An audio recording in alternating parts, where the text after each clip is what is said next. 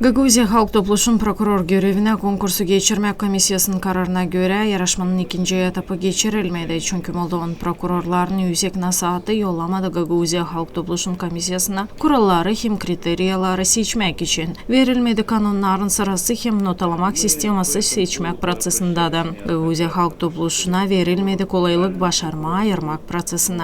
К сожалению, на сегодняшний день Высший совет прокуроров данное положение еще не утвердило.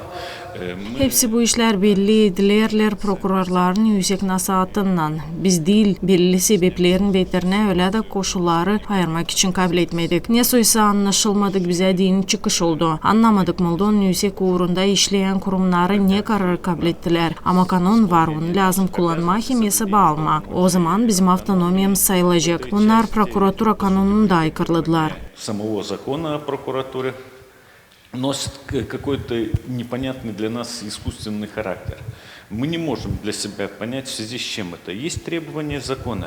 Prokuroru seçmek komissiyası birkaç sıra danıştı millet yüksek nasihatın prokurorlarına, genel prokuraturasına da. Ama izinleri öyle de kabul etmediler ki seçilsin kanunlara göre Gagauzia'nın prokuroru. Konkurs belli edildi, Hederlez ayın 3'ünde bu yıl. Dokumentlerini verdi sadece bir kandidat Viktor Kılçık. Onun dokumentleri bakıldı, neden sonra belli edildi. Hani o prokuror iş yerine yakışır.